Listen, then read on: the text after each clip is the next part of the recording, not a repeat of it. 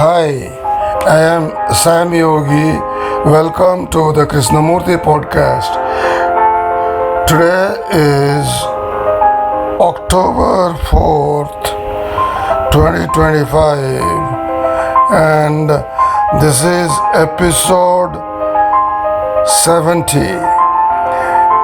We are going to discuss the seventh talk at Oman, the Netherlands, and the question for jkrishnamurti is, the other day you were speaking of immortality. You said it was neither annihilation nor continuation. You said you would speak further on the subject. Will you please explain further? So Krishnamurti says,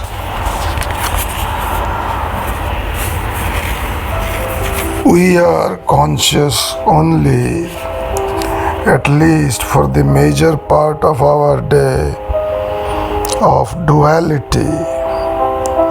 There is in us a constant conflict of duality, the thing that is going to achieve and the achieved, the actor and the action. So in our mind there is continually the sense of duality, the I and the non-I. Now it is only when the mind and the heart are free of this duality, in that completeness, when the mind and heart are free of all sense of duality, in that completeness there is immortality. Now we look to immortality as a continuance of the I. When we talk about immortality, we want the particular, the I, to be continued through time, indefinitely, enduringly. We are only conscious mostly of the I. We have memory of that I only and nothing else. We occasionally have a glimpse of that permanent thing, of the reality, but most often, we are conscious of that I. The I of Krishnamurti, of X, Y, Z. So being conscious of that I all the time, we want that I to continue. Otherwise we think there is annihilation. Now to me, the I is but the result of conflict, is but the result of resistance, and we want to prolong it, this I, this conflict. We want to perfect this I, whereas if we are free of this conflict altogether, then there is in that immortality, in that it is no longer a question of time. It is no longer I enduring through time continually without death. When the mind is free of the I, which can only happen in action, then in that there is realization of immortality, the timeless existence. Again, when the mind is free of the I, which can only happen in action, then in that there is realization of immortality, the timeless existence. When the mind is free of the I, which can only happen in action, then in that there is realization of immortality, the timeless existence. You know, it cannot be pictured. You cannot conceive mentally what immortality is. You cannot philosophize over it. It must be felt and it must be understood. Let me put it another way. There is immortality, but to realize it, one must start with the transient. Immortality lies in the transient, not away from the transient. Now we are discarding the transient and trying to find the permanent.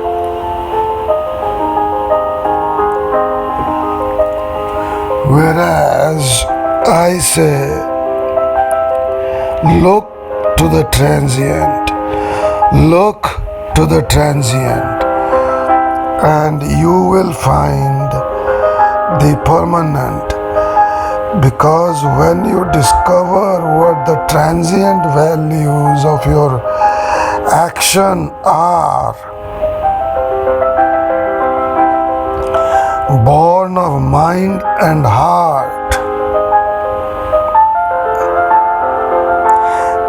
in that transiency there is the fullness of that which is lasting, is eternal.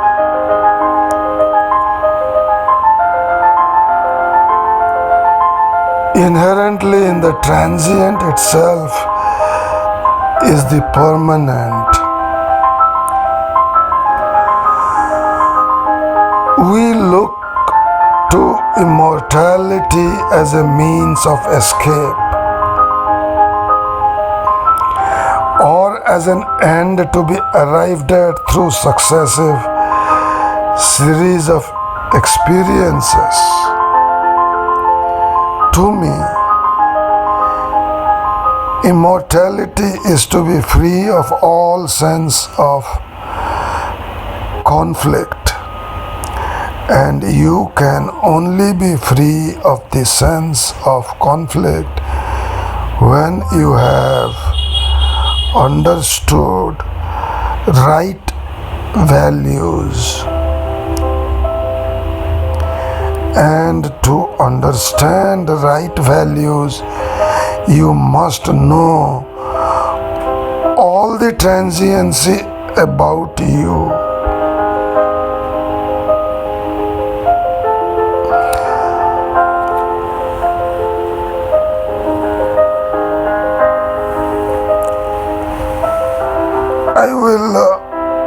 This is a pause.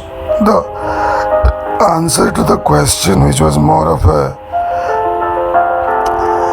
asking Krishnamurti to say something further, is over.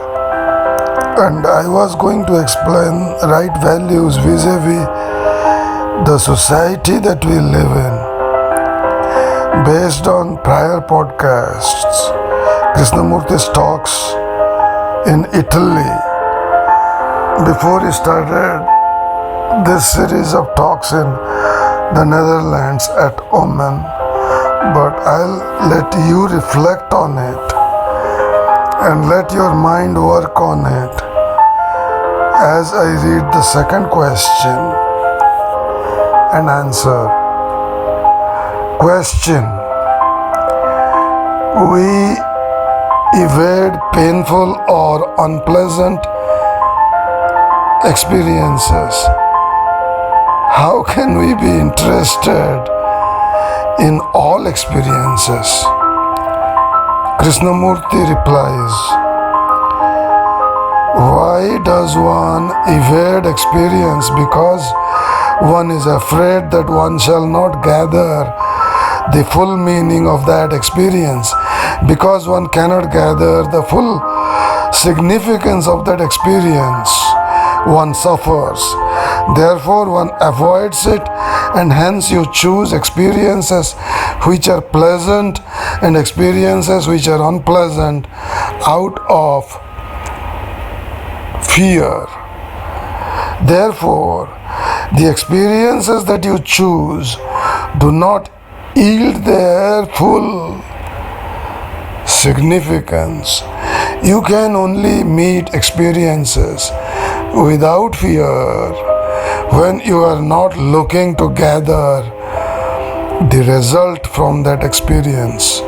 The answer ends, and it is common knowledge. I'll just comment a little.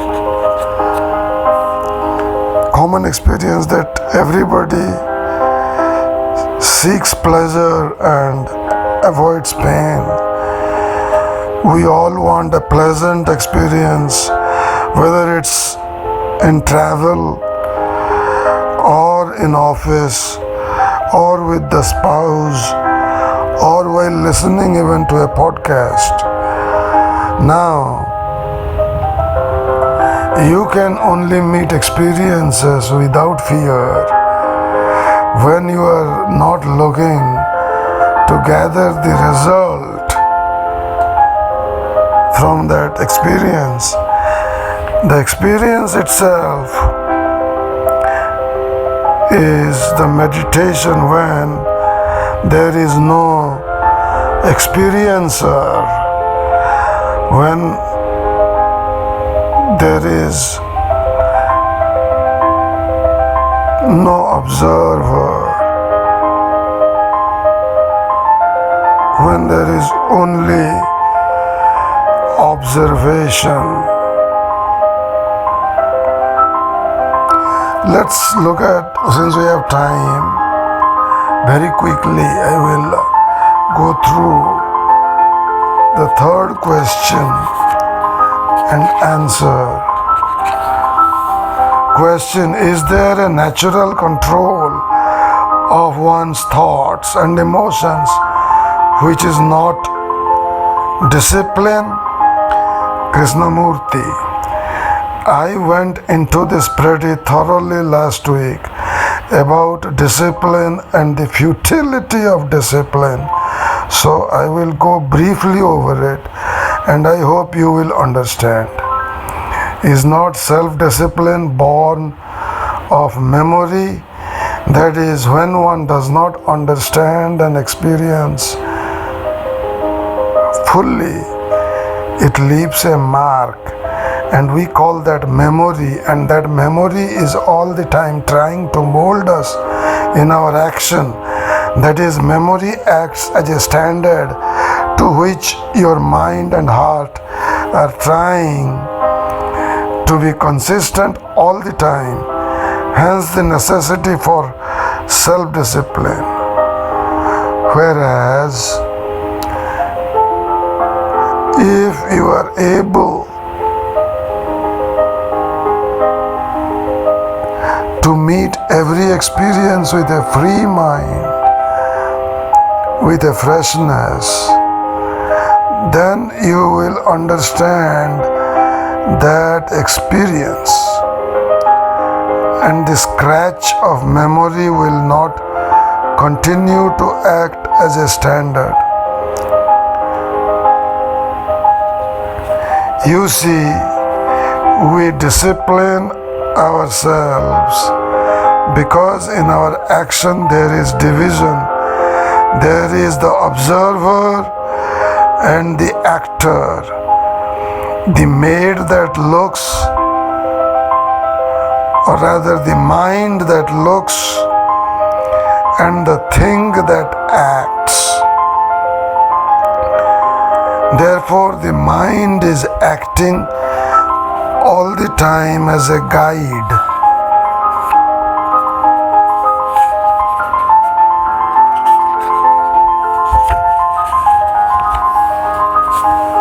Most of our thoughts, our mind is composed of must and must not.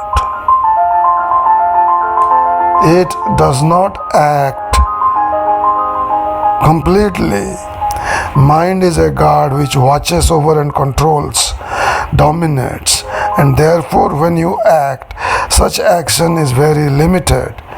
Whereas if you act with harmony of mind as well as heart, that is with your whole being, then there is not the controller apart from action, and hence the futility of self-discipline.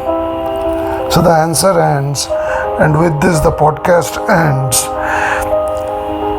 Very briefly, I'll make a comment. He said, if you are able to meet every experience with a free mind, with a freshness, then you will understand that experience and the scratch of memory will not continue to act as a standard, which it currently does as a standard, the yardstick, the memory, the past. So the past is always covering the present. So there is a nice, beautiful video on YouTube, a fraction of a talk between Krishnamurti and Alan Anderson. Look into it, and it says the past is acting, I am sleeping. The past is not acting, I have woken up. Are you sleeping? Krishnamurti asks, or have you woken up? So I ask that to you. Are you fast asleep, or have you woken up? Is the past acting, or is the past not of any significance?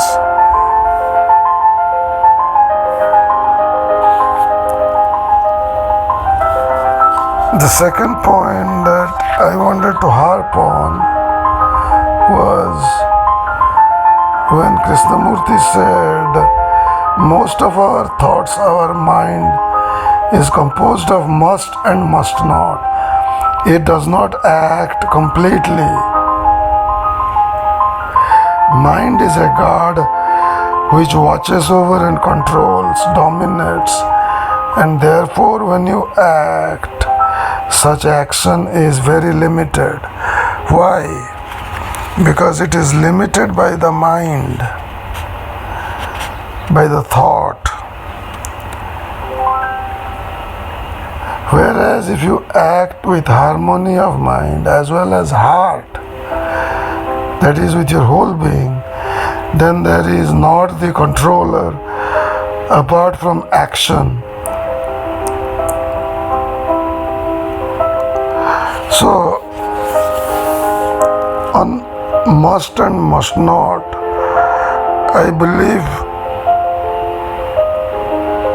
there is a blog titled I Must or I Must Not in samyogi.substack.com, or it may be there on samrockcafe.wordpress.com, where I have been blogging in the past daily. Now I have made it a weekly affair where I talk about important podcasts for the past week and look into one or two of them in a blog, either on a Substack or on WordPress. You can look into it, or if you have access to prior podcasts on Apple Podcasts or on Spotify or on YouTube or on Amazon Music, you can look into it. I must and I must not. is a conflict that's always going on. You are always asking, I must or I must not. And that is duality. This does not mean that I should not ask, I must or I must not. So you have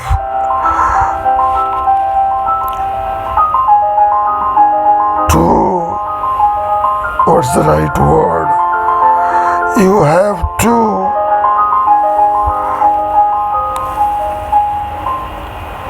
basically ponder over it.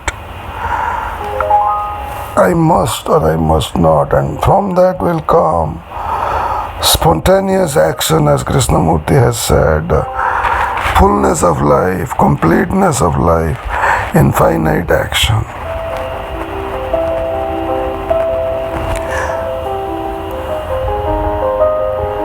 Tomorrow or next day, in the next episode, which will be episode 71, we shall continue with questions and answers from this 7th talk at Oman, the Netherlands. Thank you. You have a wonderful day.